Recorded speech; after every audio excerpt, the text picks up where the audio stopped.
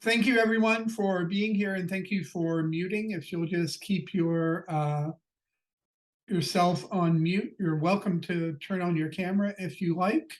I am recording the session for later for people who can't be here. So if you don't want to be seen on the recording, just keep your camera off.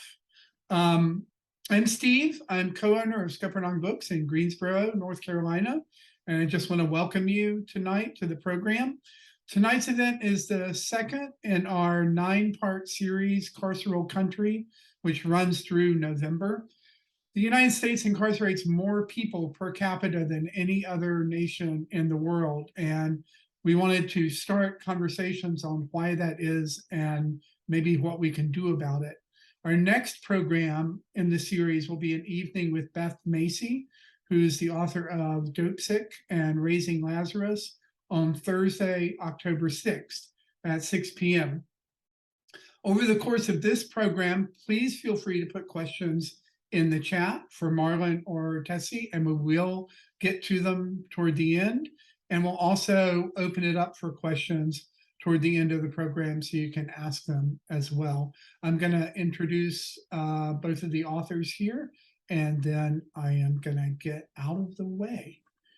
Marlon Peterson is the author of Bird Uncaged, an abolitionist freedom song, and the host of the Decarcerated podcast and an Atlantic Fellow for Racial Equity.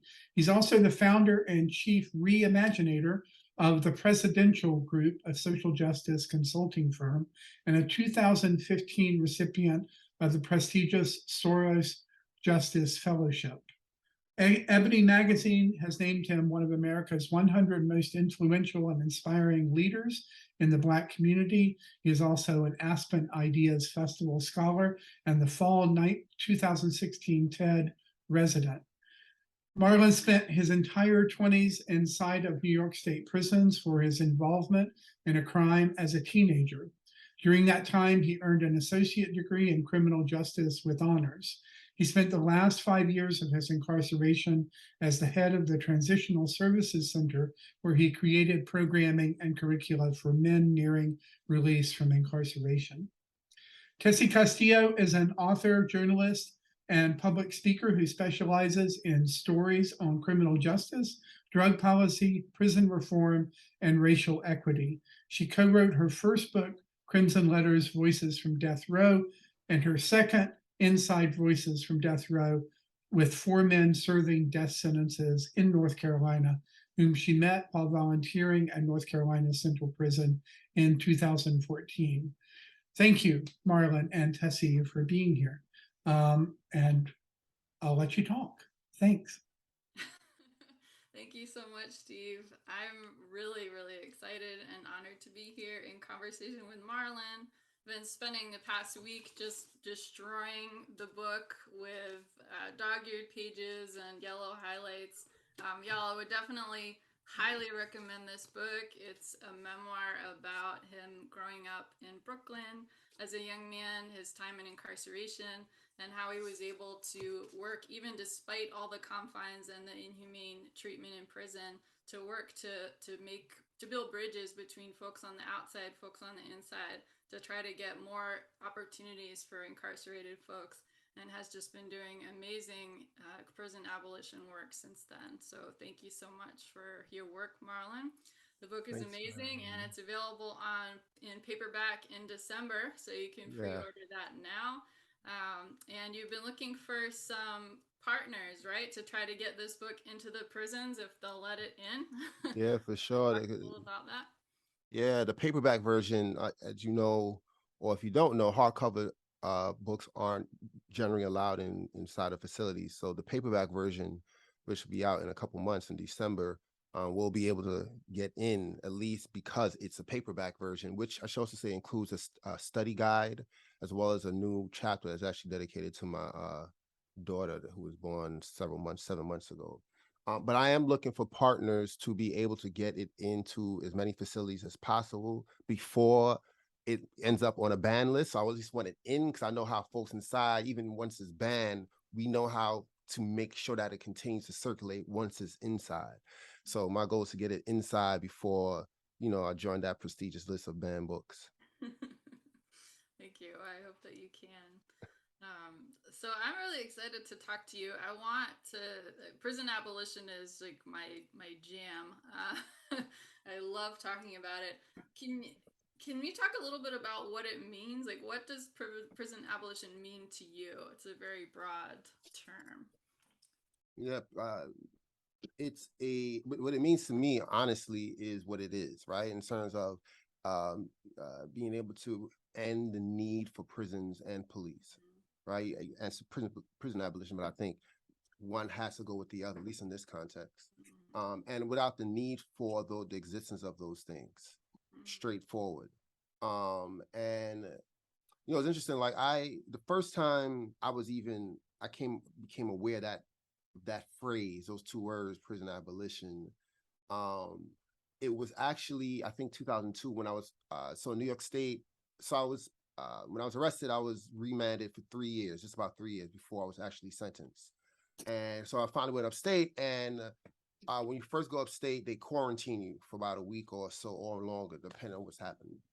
But anyway, I remember there was a piece of paper, like I don't know where, how it, but I saw a piece of paper with an essay contest for what I'm paraphrasing, but it was definitely something along the lines of what would a world without prisons look like, right? And at that time I've heard of Angela Davis and other folks, but I didn't, I was 19 at the time. I didn't really, and I remember that was the first time, like, for me to even think that there was people think like this is possible, even though being somebody who was currently confined at the time, the mere fact that this was a thing that people had been thinking about waking my eyes to the possibilities of what I can do as I was now starting my upstate, the next 7 years of my time upstate. And so like me getting to the point where I would sort of align myself with that politic and praxis, it's really based on not only on reading and studying from other folks, the notables that we know, but also just my being there, like literally being there and seeing that and seeing the possibilities for of the people in there, and also realizing that so many of us that were in there didn't necessarily need this as an intervention. Like there were other things that could have been interventions for us, and part of interventions is like, if you're a prison abolition, you believe in creating the conditions that would eliminate the circumstances where people would have where prison and police are an option. And I realized that so many of us didn't have those other options. So prisons and police, for most of us inside, seem like an inevitability, just as normal as us, as breathing oxygen, right? And so I come to the point, for me, like it means the elimination of those things, those structures, and with that, and just going deeper, as I said, is the need for those structures, and we can do those things. Yeah, I like the way you put that. It's like we're living in sort of this catch-22 where we know that hurt people, and so we respond to hurt by creating prisons and policing that creates more hurt, and so then it looks like there's more need for prison and policing because there's more crime. And we need to, instead of snowballing and adding hurt to hurt to hurt, to try to reduce that by working on healing, which is something that you focused a lot on in your book. Yeah. For me, reading, I mean, there were so many pages where there were just phrases that you said that and paragraphs that really leapt off the page to me, where I was like, wow, he really hit the nail on the head right there. But I wanted to ask you this for a while. There's one page in particular that struck me the most, and it was only 3 words. It was at the end of the letter that you wrote to Dash, who was a man who had hurt you when you were younger. And at the very end of the letter, you wrote the words, "You hurt me." Just those 3 words, really simple.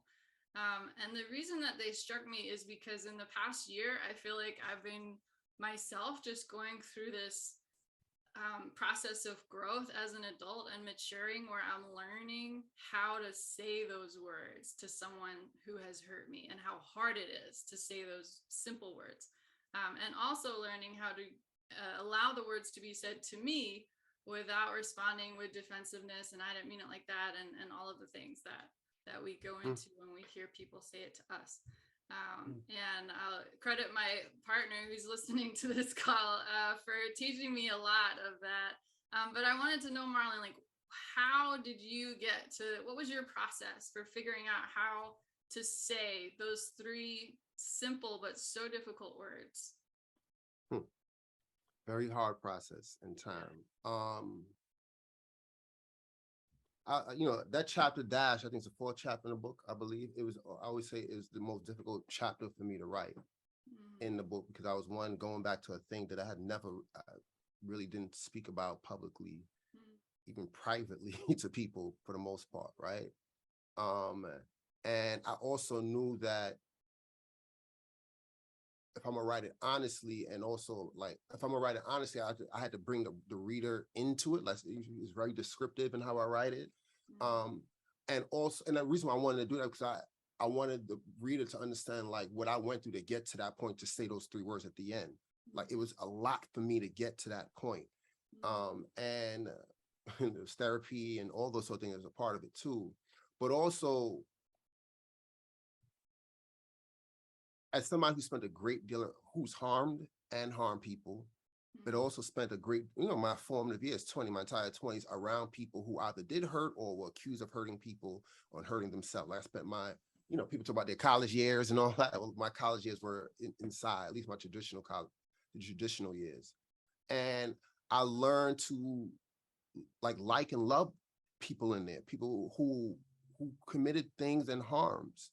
And it was because I was able to see them beyond the thing, right? See them as a person and not just the thing that they did. And so for me in writing this, I was like, if I can do that for people who I don't have I don't have that type of connection with, at least that type of history with, I want to be able to figure out how to be able to do it with this person, even though I may never speak to this person again in life. It lingers on me. Like, it weighed on me heavily, and I need to find a way to get out of that, just as my healing process. And so in so many ways, like sorry for the background noise. I'm in New York City. You know how there's always stuff happening. But I wanted to be able, in so many ways, to model what that looks like, to get to that point of saying, you hurt me, and not just that I'm mad at you and I want you to this, and I want this to happen. I want this, because I also understood, like, that's not what I really wanted. I didn't really want that. I didn't want that person to suffer like me. I didn't really want that. There's an inclination instinctively as humans to want the person who hurt you to hurt too. That's instinctive, but that's not all that we want. And I knew that from my personal experience. I didn't want him sitting in the cell next to me. That would have made me feel better. I needed to lift it up off of me, and I needed to be able to, at least through words, to be able to say, like, the thing that happened here is that you hurt me, and you hurt me for a long time. And that's what I need to get off my chest. And even though that person may or may not read, I don't know where this person is in the world. Like, at the end of the day, we all know that when these things happen, it's ultimately, it's no longer about the person. It's about me having to get past that. And that's what is required for me to get past, to be able to deal with that and speak with it in a way from a place of truth and comfort. honesty, right? I want to write an honest book. And I know that I couldn't write it without addressing that. I really appreciate that you did. I know how hard that is, and It was super hard. Yeah, I was like, oh, I love this guy. It was super hard. That was wonderful. What about the opposite, when somebody else says, you hurt me, to you? And how hard is that also, having to sit with that and trying not to excuse your behavior and all of those things? Have you found that process to be more or less difficult in your journey? I think I found it to be, nobody's ever asked me that question. I think it's probably been a little bit more difficult, honestly, because it made me it really required that I look at myself in a way that only I could do it. I could only do it. Only I could do it that way. And like, there's instances in this book where I talk about where harm I committed, where there's, attempted potential sexual assault that I engaged in as a teenager on a young woman, a girl at the time. And another difficult part for me to write about, right? Another difficult part for me to write about, because now I'm the person. and even, we can, I didn't want to absolve what I was young. Yes, I was young, and we all know things about brain formation, but it did happen. Like it did. That's the factual part. It did happen, and I had to come to terms with that, and that's why I wrote about it. Once again, I needed to write an honest book. If I left that out, I would have been dishonest. You wouldn't have known it's dishonest, but I would have known it would have been dishonest, and I would have still been, and which means I would still been under the sort of the weight, the foot of the oppression that I was sort of bestowing onto somebody else, and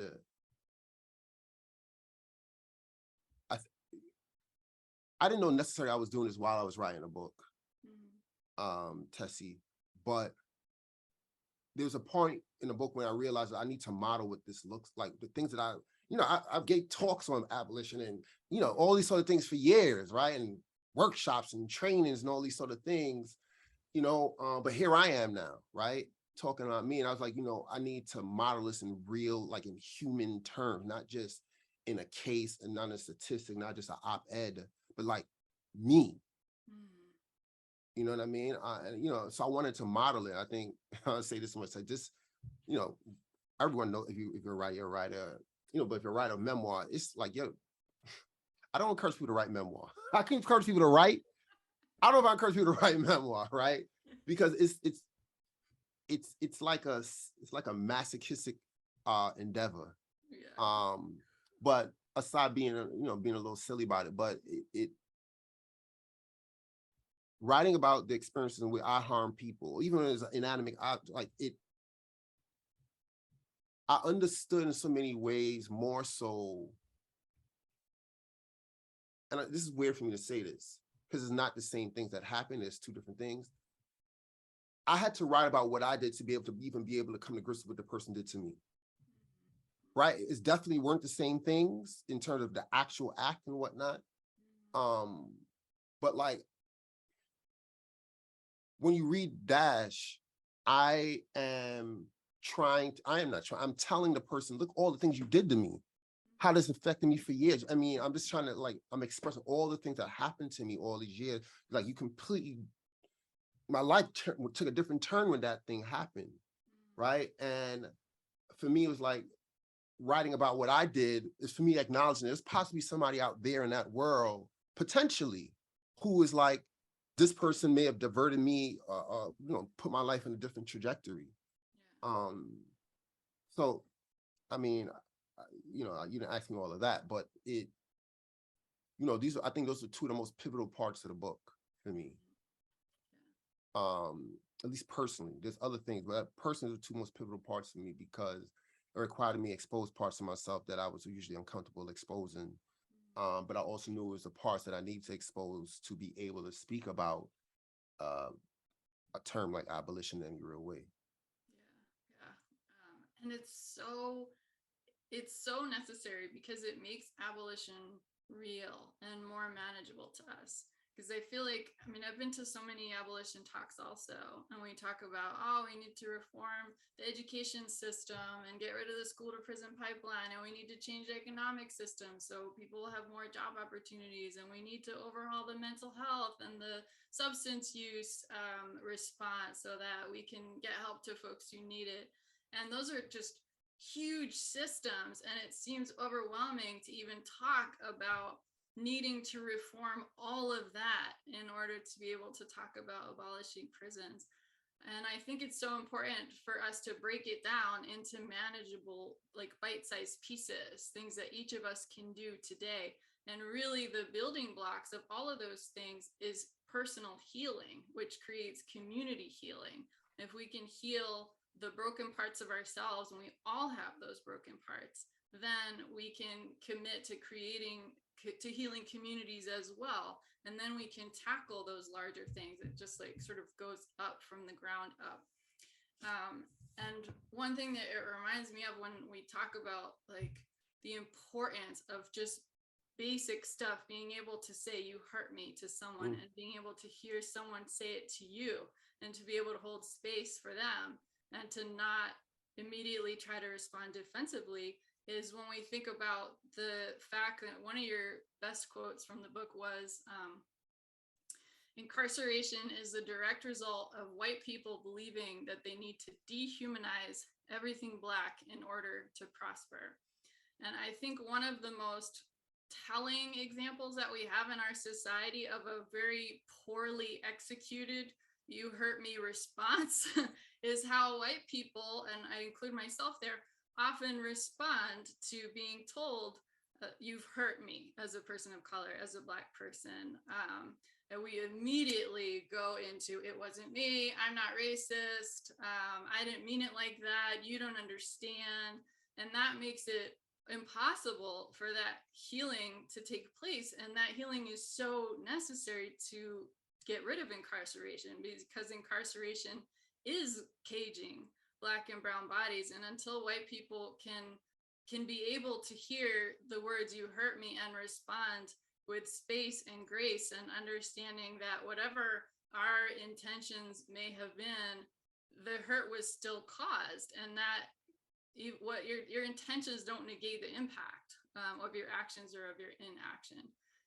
So that's something that I personally try to get better at holding space for, and don't always do it as much as I would like to, as well as I would like to. But I think that that's really important part of this conversation for me anyways, is to be able to have those conversations and hold space for the massive hurt that we've done with incarceration as white people, policing Black and brown bodies and caging Black and brown people. You know, it makes me think about it. It's like this asinine opposition to, you know, critical race theory in the country, and that it's literally that quote that I had. Like, I think it's folks saying, like, listen, these things happen. These things happen. We're not making it up. You know what happened. Everyone knows it happened. We just want to tell everybody that these things happen, because these things have hurt us. It's hurting us now. It's hurt us economically, you know, within the healthcare industry, obviously, when it comes to it's helped us and hurt us in so many ways. So we just want to let people know, put this on top of the table so we can deal with it. We're going to deal with it. And, you know, the response is, one, we don't need to talk about that. Right. And one is just kicking the rocks down the road, but it's also further taking away what Black folks, Indigenous folks feel. It's taken away. When you take away with that feel, that, you know, if somebody, you know, if you're, and there's somebody, you know, if you're in I think we're all in an intimate relationship with America, right? We live here, born here, we have kids here, have parents or whatever, right? So we're in an intimate relationship with America. And if you're in an intimate relationship with somebody and that person hurts you, and you say, "Hey, you hurt me," you think you said it this way, but when you said actually what you said or how you said it or whatever it is, whatever the case may be, it hurt me. And you're like, well, it happened already. Like, you know, it happened already. It's, you know, we don't have to deal with that right now. In fact, you're making the whole relationship look bad because you keep going back to that one thing, right? And what that does is cause more friction in that relationship, in that intimate relationship. And, you know, I think that in the latter chapters of the book, that's what I'm trying to get to, right? And that, like, we have an intimate relationship with each other in this country, and you just don't want to admit that you've been abusing us. And in fact, you're saying that the abuse is in the past, which is not true. But even if in some cases we're not in, you know, you're not hanging us like how you were hanging us in the 1910s, 1920s. True, that's not happening anymore. We should be, and we're thankful that's not happening anymore. But that doesn't mean that we don't feel the residue of that, you know, of the noose around our neck still, you know? Yeah. It takes a long time to build up trust again after that much damage has been done. And it's not up to the person who caused the damage to decide when it's been enough time to, like, you should be healed by now. Like, get over this. Yeah. Can't control that. But that's really hard to do, to stand in that space and just recognize that the harm was absolutely done, and I need to face that, and we need to reckon with that, because all of the, like, sexy parts of prison abolition, we can rally in the streets and sign petitions and talk about these overhauls, but if that racial reckoning on a really basic level doesn't happen, then none of the other things will work, because the system will just morph the way that it always has, from slavery to Jim Crow to mass incarceration. It'll turn into something else if we don't deal with that root of it. Well, we got a legal term for it in the country. We call it fruits of a poisonous tree. We know what happens. We have a legal term. We've codified it. We just somehow we believe we preserve this nation by lying about it. Yeah. Yeah. Well, I appreciate you being a voice for that. What about, like, what are some other things? I guess I'm always trying to figure out how to make these big things like prison abolition a little bit more manageable for folks, so that we're not just having this conversation and listening on a call and then thinking that sounds great and then just going back to our regular lives, because that's not something that we can do anything about. Like, I'm not in charge of the mental health system, or I don't work in the carceral system. What are some other things that folks could do, like, this week to start the work? Absolutely. What are some ideas that you have? When I when we talk about the incidents of harm in the book, what I did was, like, look, particularly with the person that harmed me, I was like, I think it's a question I asked, like, what happened to you in your life that would have caused you to do the things you did to me?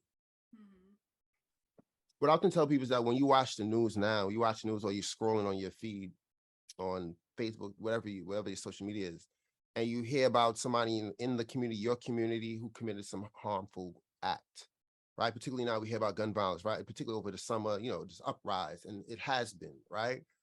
I mean, uptick, excuse me. I often ask people to say, when you watch that thing that repulses you that you watched on the news or the 11 o'clock news or whatever, is fort yourself out of, this person's an evil person. This person needs to go to, you need to put them under the jail. They need to just ask yourself, this is a personal thing. Abolition is first a personal thing, a personal praxis. What could have happened in that young person's, that man, that woman, that person's life? What could have happened that would have caused them to even be doing something like that? And it's not for you to answer it. It's not for you to go now. If you want to go further and do that, by all means do so. But I'm not asking people to go investigate. I'm asking us to check ourselves, to ask the deeper questions, right? I believe we learn more from questions than we do from answers.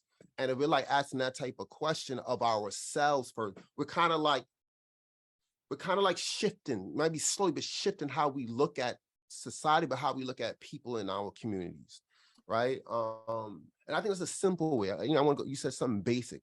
That's very basic. You don't have to go outside. You don't have to talk to anybody about it, right? It's a personal endeavor, and do it often, because once you start asking that question, at some point, you may want to start learning more about that type of person or that person, etc.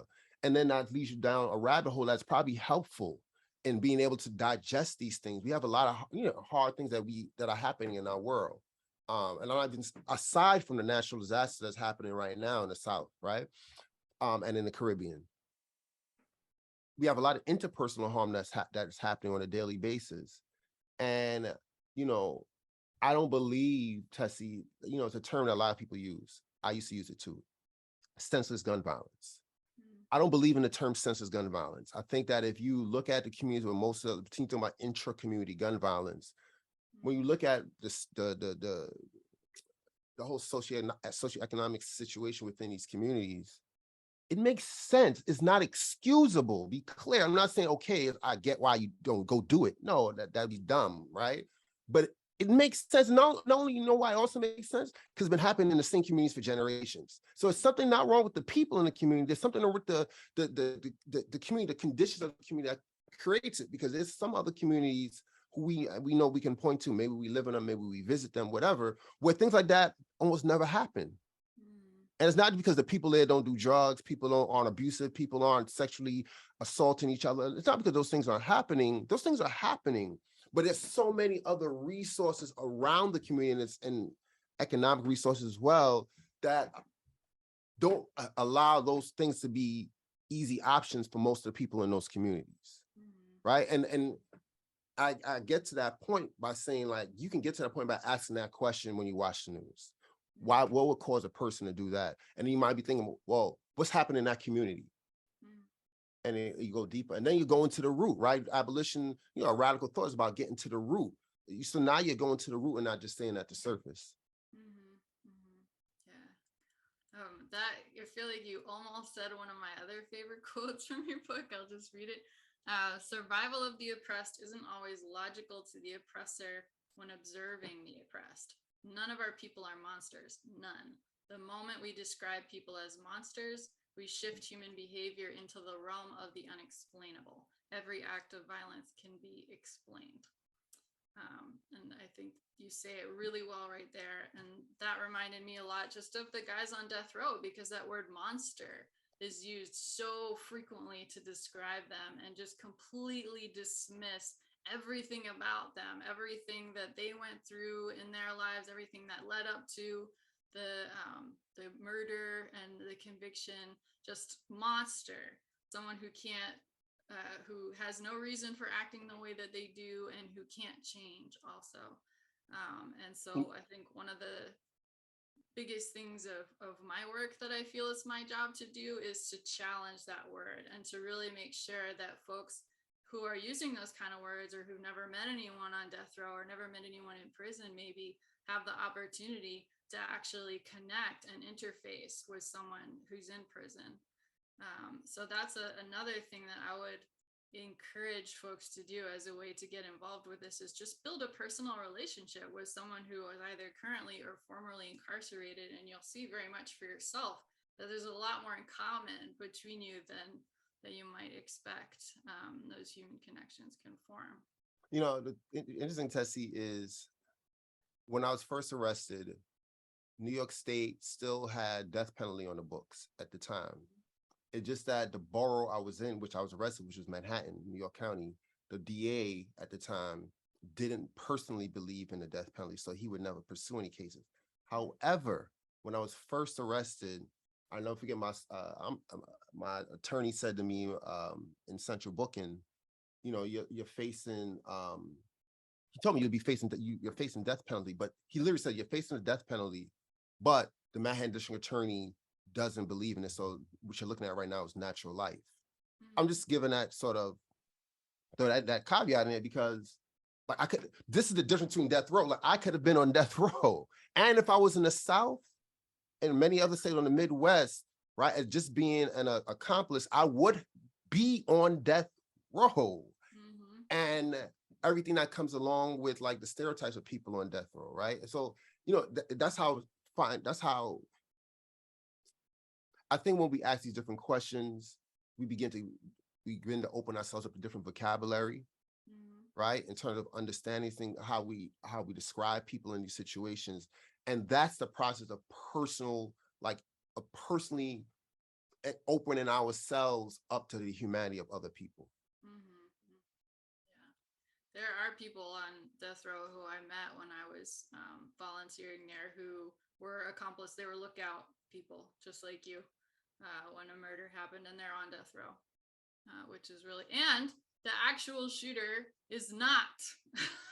Just like, and this is more than one case like this, where the lookout or like the getaway driver goes to death row and the person who actually shot someone doesn't. Just so bizarrely messed up. Yeah. Why doesn't it surprise me though? I know. It's kind of like that. So another thing that I think is really important, that's a little thing that we can do. It's hard, but it's manageable, bite size, is just to talk to our friends and family about prison abolition, and to talk to our friends and family about the racism in the system, which is so hard for many of us to talk about. I went to it was a Black Lives Matter town hall rally a few years ago, and was able to hear the founders speak, which was amazing. And at some point, someone in the audience, it was a white person, stood up and they were like, well, what can we do as allies? And I think they asked the question that like everybody was wanting to know, what can we do? And we were waiting for like, oh, you can march over here and we're going to picket over here and we're going to do this or join this organization. And what the folks said was just very simply, just talk to your friends and family about what's going on in this country. Just do that. And I could just feel, as that person sat down, the disappointment in the room. Oh, they wanted some like marching orders. Go do this. Yes. So much disappointment. And I'll admit that I myself was very disappointed with that answer, and I didn't do it.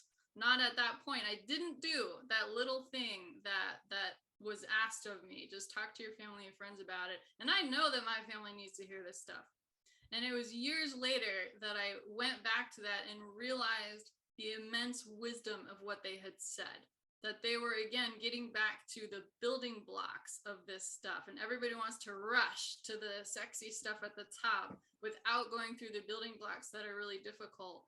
And so at that point, I did talk to my family and actually made like a book club around one of these books, which was really awkward, but I'm glad that I did it.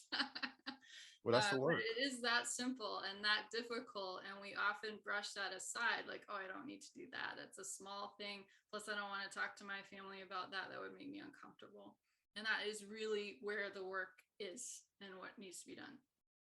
Yeah, and before we get to the next question or point, I think abolition, prison and police abolition particularly get a bad rap for many reasons. But one of the main reasons why I think is there's an assumption that when people say, those who advocate for that, there's an assumption that people are advocating for chaos, or like we're advocating for violence, and that is, if you speak to any person who, it's whoever believes in this or is trying to believe in or trying to learn about it, first you understand that folks are really saying, well, we got to figure out how to create the safety in a way that's different from how it's defined. But we want safety. We don't want people to feel like they can't trust their neighbor. We want people to, we don't want these things to happen. As I said earlier, we don't want the need for these things to exist. Mm-hmm. Right? I think people just stuck on, what do you mean? That's a lot of it's propaganda, but what do you mean? You're gonna close the jails and the prisons and no police? What's gonna happen?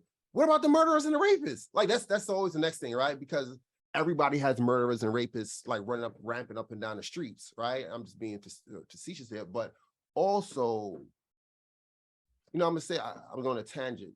I think as a resource, I would advise also people to do another book to read. Of course, read my book, but to read Derica Purnell's book, Becoming Abolitionist.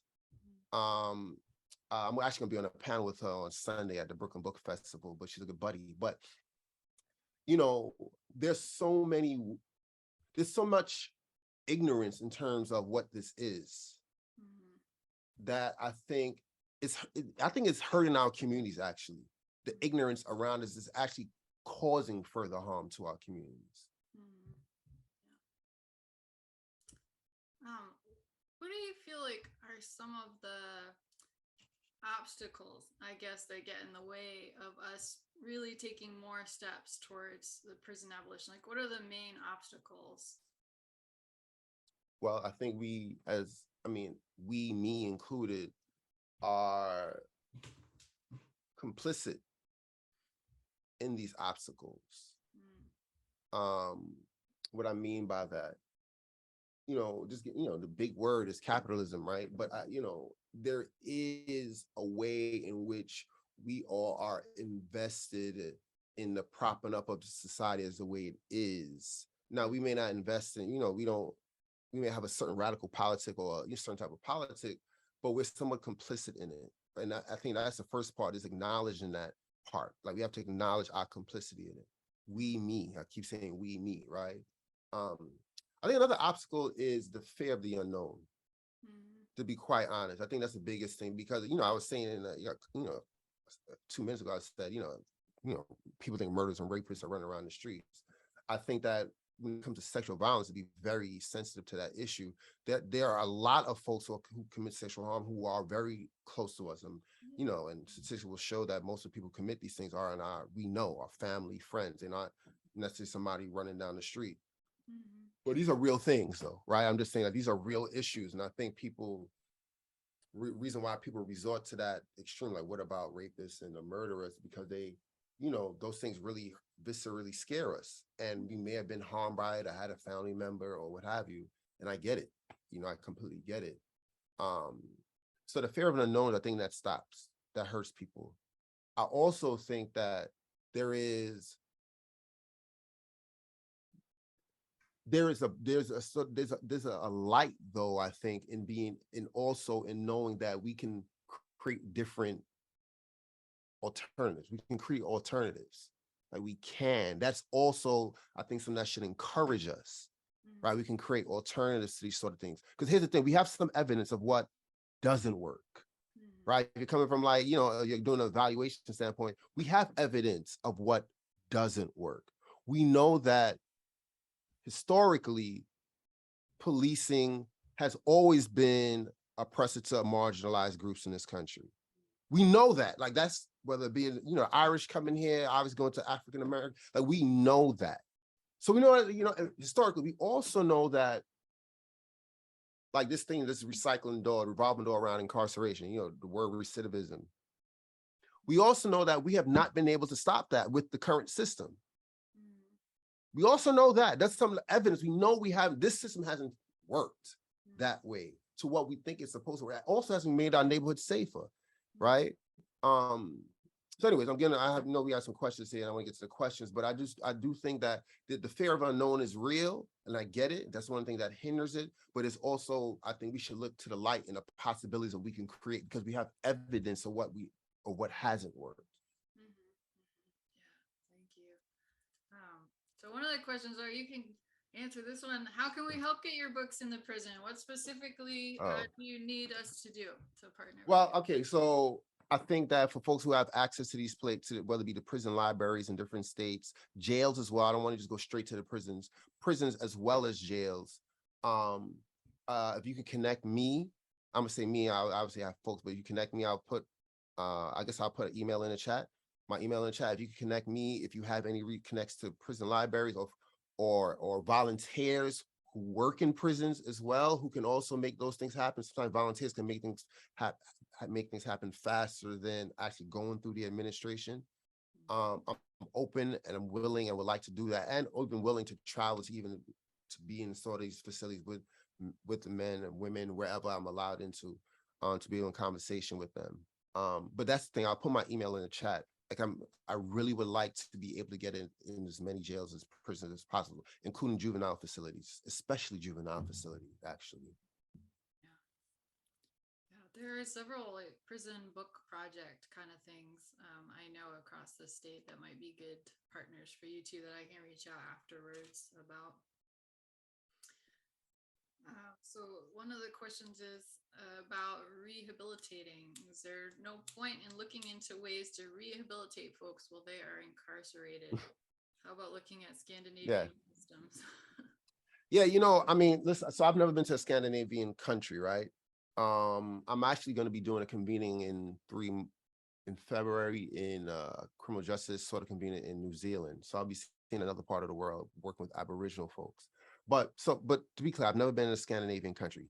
That aside, just what I also do know, though, about and knowing about the prisons in those sort of places, Scandinavian countries, Western European countries, that a significant amount of people, the significant demographic of the people in those prisons are people who are either darker, of African descent, people who are, I was about to say I forgot it escapes me right now. I know that is the folks who are oppressed in those countries who happen to fill these places up, right? So what people usually, when people look at, think about the Scandinavian or Western European jail, they say it's a little bit more humane and it's better. Okay, fine, but they're still in jail, right? If it's one thing about, in my book, there's different chapters. I start off with like prison is hell. And then I tell you about some good stuff that's happening. I'm starting this program, I'm running this, I'm doing all these sort of things. I want people to remember that you have people who are surviving despite this. Despite that, I think people think, well, if you treat us better in the cage, it'll be better. Yes, if you if you give me a Band-Aid instead of letting the wound bleed out, of course, thank you for that. That does help, but it's not going to the underlying issue here. The underlying issues are we feeding certain demographics, particularly certain feeding people into these cages. And when you separate people and you put people in these cages, now we have put into factor what's happened to their families, the separation of their families, particularly when you live in a capitalist society, whether in the Scandinavian countries or here, who's supporting, like they supported their family in some way financially. They have to get their lives back together. And then the biggest part that we still haven't really measured yet is the mental impact of incarceration on generations of people. Like myself, like myself, I am still going through therapy for this sort of stuff. I've been home 13 years, right? Traveled the world 3 times, right? And I still have issues with that experience to this day, right? So I understand, like, I don't want to say, I understand the desire to see something, to have models that might seem, quote unquote, more humane than the American version. I get that desire as like a reform, but also understand that prison in and of itself is a reform, right? It is a reform from, the Quakers decided it's a reform from how we used to just, treat people before. And it's still hurting us.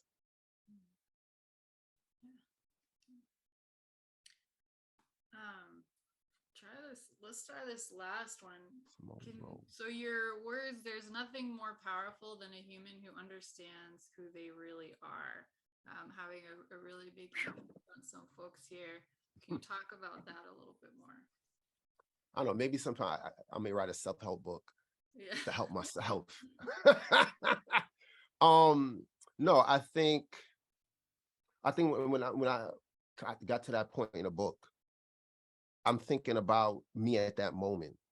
And I should also say, just full disclosure, I was going through a lot of stuff emotionally in the period of writing. Let's say the second half of this book was very hard emotionally. I was going through stuff personally outside the book, and all this stuff in the book was coming up all at once. So it's a very hard place for me. But what I meant by that is there's a certain comfort in knowing and being in the process of knowing yourself. I think this is a journey, right? I learned that more and more. I'm 42, and I think, well, 42, you should know everything about yourself by now. I realized, oh shit, I don't, right? But there's a certain sort of comfort I have in knowing, like, looking at my own life and my history of my life at this point, and knowing the type of person I've showed up to be most of the time of my life. There's a comfort in that, like, even in my worst moments, I do have, once again, back to that word, evidence. I have evidence of who I'm capable of being. Right? Even though I don't reach it every time, I know I have evidence of it. And that's comforting for me, particularly in my darkest moments, right? And then these dark moments still exist, meaning, like, I still just personally, I do have bouts with depression here and there, right? And outside of having resources and tools to help me go through it, one of the tools I have internally is knowing who I am. Like, I've proven that to myself in the hardest of situations, right? And that drives me, but it also comforts me, and it helps me get through things. And that's power in that, Tessie. Like, there's power in that, because I know what I'm capable of. It's like, I know I can lift up this phone, right? I know that. Like, I know there's no fear in that. Well, if I pick something, I'm gonna drop it. I have power. There's power in that. There's power in knowing who we are to help us kind of like get through this existence that we have. Yeah, absolutely. I'm from in Australia. Hey, I don't know what time it is over there. Is it like Friday there? I think it's 12 hours or something. So I don't know. I should not talk. It's Friday morning. Yeah. Friday morning. Exactly. Yeah. Well, thank you for tuning in for Friday morning. Thank you. We had some folks here who are formerly incarcerated from Australia who came here, who I've been in conversation with. So hola. Hello. That's hola Spanish. Let me stop there. Let me stop there. So we only have about 5 minutes left till 8. Is there anything that we haven't talked about that you really want to speak on that's important to tell folks? So yeah, I guess I'll talk about, like, the the paperback version as it relates to this too. So, it's a study guide. So, and that's also another reason why I really want to get into inside, because it's a study guide that folks can use. But there's an epilogue that I wrote, and it's a letter to my daughter, right? And it's a difficult letter. Even when I read it now, it still brings tears to my eyes, because it's me somewhat trying to figure out, like, how am I going to talk to you about all this stuff at some point. I think one of the things that people, as I said, talking about the long-lasting impacts of incarceration, and I know, and I see this now as a parent now. I mean, I wasn't incarcerated while I had a child, and that's a different experience that I did not have. But how with so many of us, particularly Black and brown folks in certain communities in this country over the last 30, 40 years who've had this experience, so many of us have to negotiate having these type of conversations with our young people.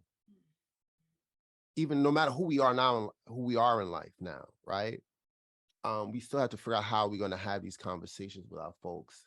And there's models and there's people written books about these sort of things. So I don't want to say they aren't resources and tools, but as an individual, you still have to be able to figure out how to communicate to your individual, right? Or children. You have to figure that out. And what we sort of created in this country with having this sort of carceral society is a segment of our society who will never in so many ways and be able to pay that debt off. Because we always got to relive the debt, right? Whether it be communicating to loved ones, or for instance, even like traveling, like to Australia. I was supposed to go to Australia a couple of years ago, and what made me not do it, I just got defeated. There's about 18 pages of paperwork I had to fill out to be able to, prove my moral character to get into the country. And I had to pay some fees, and I ended up paying the fees and just letting the money go away because I couldn't, it was just too much. Like I had to go through like a parole interview or something in terms of being able to travel into that country. Where am I going with this? Incarceration is so much more than the days, weeks, months, years that people spend there. That's the point I'm trying to get to. Right? I still have to navigate this no matter what. People may say, hey, Mom, you have to deal with this sort of stuff anymore. And there's so many things I don't, but a lot of things I still have to deal with, and I learn it discover every time. I was banned from Airbnb without ever having an Airbnb solely because I had a criminal conviction, right? I wrote an essay, an article about it, and people are still dealing with that.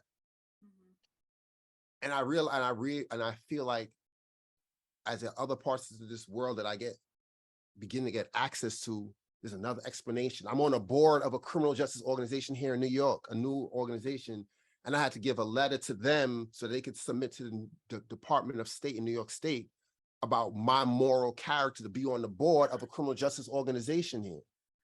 A multi-million-dollar criminal justice organization here, right? Wow. And when I'm making my business always expose these things out so other people know these things happen. But like, I've been home 13 years. I went to jail when I was 19 in 1999. I went to jail last century. This is put in that term. The last century is when I went to jail. And I start to explain why I'm worthy. Yeah. And those are the lasting impacts of these 30, 40 years of folks who've been cycled through this place, who are cycling through this place. These are long lasting impacts that haven't been studied yet. And I don't think they will fully understand it. Another 50, 60 years from now, when we're probably not here, I probably won't be here. It's probably when folks will not be able to extract and extrapolate what happened to our generation of human existence.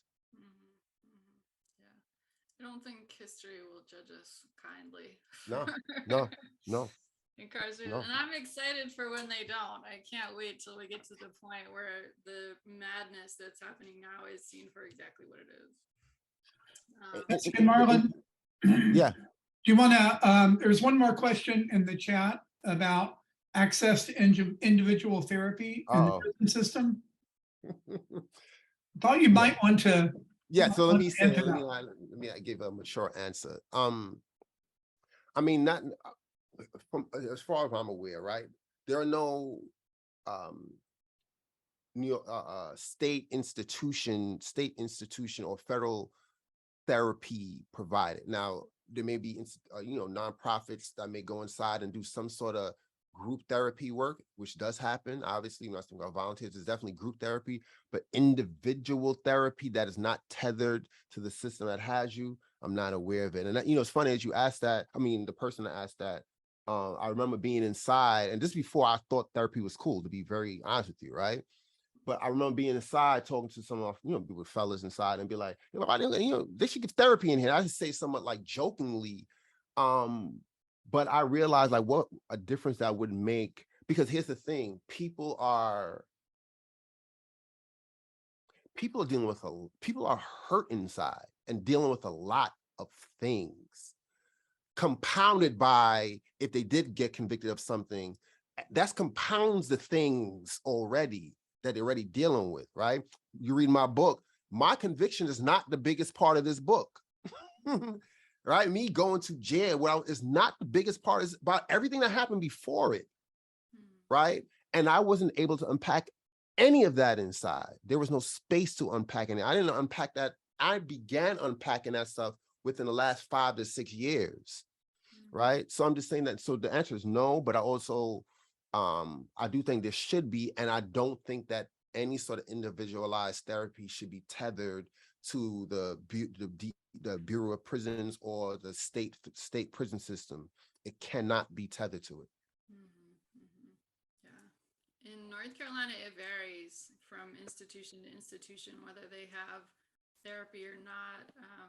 A lot of times it's just medicine is what it is. Your therapist just medicates you, sedates you. I do know from my co-authors that the way that they deal with suicide attempts, our greatest cry for help in the jails in North Carolina is they strip people naked and lock them in a cell and make them earn back their clothes, starting with a spork, first thing they have to earn back, and then clothing bit by bit, like underwear, socks, blanket. And what you have to do in order to earn back those things is you have to tell a therapist who comes into your freezing cold cell, I'm not going to hurt myself. And if you tell them that, then they'll give you a sock or a pair of underwear. And that's like in a lot of jails here. My co-authors talk about it all the time because they've had multiple suicide attempts. And it's happened every time. Yeah, that completely dehumanizing. Speaking of co-authors, though, I want to invite everyone on this call, if you would like to start a friendship, a connection with someone who's currently incarcerated on death row, please join our free book club, which starts October 12th, and we meet over Zoom. And at each club, one of the guys, one of my co-authors will call in from prison and speak about their lives before prison, speak about what it's like living on death row, talk about policy changes and ways that we can get involved to fighting against incarceration towards uplifting prison abolition. So please join us. It's a lot of fun to get to have these conversations with the guys, and it means a lot to them to just break the monotony of 30 years for some of them on death row to be able to have these conversations with people. Tessie, put me on. Send me. I'm game for this. Oh my God, they would be so excited. I'm super game for this. Are you serious? Are you kidding me? I'm definitely super game for this. There, I got put you. In the chat. So that's it. Starting 5 Wednesdays in a row. So we're going to do 4 Wednesdays with each of the co-authors calling in, and then the final Wednesday we're going to watch a film called Racist Roots, which goes over how the death penalty originated in the South. And we'll talk about that as well. So hope to see you all there. Sure. I'm putting, I got the link. I'm gonna put it in a note. But we also have each other's email. Yeah. I'm sorry. Everyone should join. I'm being a little selfish right now. I definitely am. Marlon and Tessie, thank you so much for being here tonight. Thank you for everything you're doing out in the world and for dropping by to talk to us. Really appreciate it. Thank you, Tessie, for the wonderful and very careful and kind conversation. Thank you. you for coming. I'm so glad to meet you in person. I've been a fan for so long. We're not quite in person. It'll Not happen in though. person. Close.